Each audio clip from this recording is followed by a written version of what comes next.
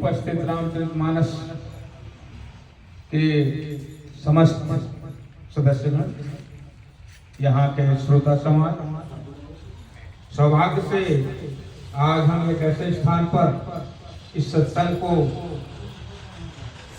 सुनने आए हैं, श्रोता समाज सुनने आए हैं। वक्ता जिन्होंने अपने जीवन काल में अनेक ऐसे कार्य किए हैं जो शायद उनकी तुलना में दूसरों को उनका अधिकार नहीं बनता तो दूसरे उस कार्य को कर पाते। सिंधिया साहब बाबा, ये जो समाधि आप देख रहे हैं ये जीवित समाधि है। ऐसे बहुत कम हमको देखने में आते हैं वो क्षण। हमने पिछली सभा में भी आपको बताया था, हम जिस समाधि पर कार्यक्रम कर रहे थे गुरु साहब की समाधि पर, उन्होंने भी जीवित समाधि दी। इनकी विशेषता ये है, ये गौपालक है, पूरे जीवन गौ की सेवा की। एक विशेष बात संत चिंदा साहब महाराज की ये रही कि यहाँ शाम को अपने जानवरों को अपने घर में कर देते। मेरी बात को अन्यथा न लेना, थोड़ा ध्यान से सुनो। शाम को अपने जानवरों को अपने घरों में पहुंचा देते और उसके तुरंत बाद संत सिंगा जी की समाधि पर जाकर आरती करते थे। हैरान करने वाली बात है आज हमारे सुनने में, परंतु ये पूर्णतः सत्य है।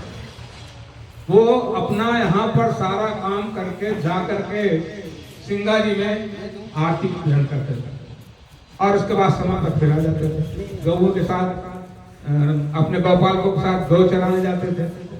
रास्ते में ब्रिटिश गवर्नमेंट के जमाने में जैसे गुरु महाराज का हश्र हुआ, ठीक ऐसा का ये ऐसा हश्र संत सिंधिया साहब बाबा के भी साथ हुआ। ब्रिटिश गवर्नमेंट के जमाने में उन्होंने रोक लिया, चलो बोले हमारी अटैची रखो। सिंधिया साहब बाबा ने कहा ये अटैची मैं रखूं, तो वह अंग्रेज का जमाना था जहां हमारा पूरा देश हिल रहा था, रखना पड़ा। कोई अटैची ऊपर चल रहे, आप नीचे चल रहे। उन्होंने स्वीकार कर लिया, कह रहे भाई भाई रुक, कौन है तुम? बोले मैं भी आदमी हूँ जैसे आप हैं। तो उन्होंने भी आश्चर्यचकित होकर उनके प्रणाम किए और उनको यथास्थान दिया। यहाँ पर एक विशेष बात है, आज भी चिंदे साहब के गांव में, इस गांव में, चूड़िया गांव में हजारों पेड़, आपको हजारों वृक्ष दिख रहे हैं आम के, ये जितने भी पेड़ दिख रहे हैं आप हैरत करोगे। हजारों बगीचे भी लगे हैं इस गांव में, परंतु एक आम यहाँ का जाकर चिचोली या बैतूल शहर में नहीं बिकता है, आपको मोल से नहीं मिलता। ये उनका आशीर्वाद है। यहाँ के लिए मैं एक उदाहरण बताऊं, कुछ लोगों ने डेयरी चलाने की कोशिश की। अब डेयरी में तो दूध बिकता है, पर उनके आशीर्वाद से आप दूध नहीं बिकना चाहिए, आज भी नहीं बिकता। चूड़िया वाले जो भी लोग सब जानते हैं कि यहाँ दूध बिकता है, किसी भी भाव में दूध नहीं बिकता। हम लोग ये छाछ मही जो है ना, ये चूड़िया गांव से ले जाकर हमारे घर के वो सामाजिक कार्यों में उपयोग करते हैं, वो सब फ्री है। और आपको भी चाहता तो कभी आप आ जाना चूड़िया में, आपको कहीं नहीं मिलता। तो इतने बड़े संत की ये समाधि, और इस समाधि स्तर पर हम आज रामचरितमानस का पाठ करने जा रहे हैं। बड़े सौभाग्य हमारे, मैं कहूँ उस समय की स्थिति को आज हम कहीं से भी वो नहीं कर सकते। हम तो आगे खाली प्रणाम करते हैं, हमारी मनोकामनाएं पूर्ण होती है और हम उन मनोकामनाओं के साथ उनकी आरती करते हैं, भजन करते हैं, पूजन करते हैं। एक संत 3 किलोमीटर पर अंदर खरने ग्राम में कलीराम साहब बाबा, जिनकी भी समाधि हुई है। मैं कोई समाज की वो नहीं बता रहा हूँ, पर दरअसल बात इनके बाद उनने आके यहाँ उनको तिलक दिया था। कलीराम साहब बाबू ने, जब उनका अंतिम समय हुआ, अंतिम समय जब वो जीवित समाधि ले रहे थे, तो उन साधु राम ने इनको तिलक किया था उसने, और उनकी भी समाधि हरने गांव में है।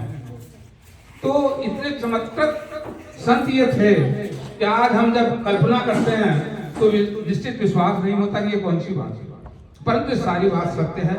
और सत्यता के आधार पर मैं आज भी बता रहा हूँ, आज इस गांव के लोग इतने मर्यादित हैं कि कभी कोई के पास से 2 रुपए का आप दूध नहीं खरीद सकते, 2 रुपए का एक आम नहीं खरीद सकते, 2 लाख का नहीं खरीद सकते। इसलिए गांव की शोहरत भी है, इस गांव की समृद्धि भी अच्छी है।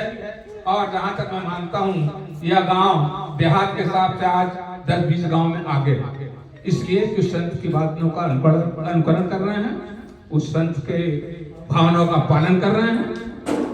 और इसी के साथ मैं अपनी बात को विराम देते हुए आज के सभा के कार्यक्रम को प्रारंभ करने के लिए आप लोगों को आमंत्रित करता हूँ।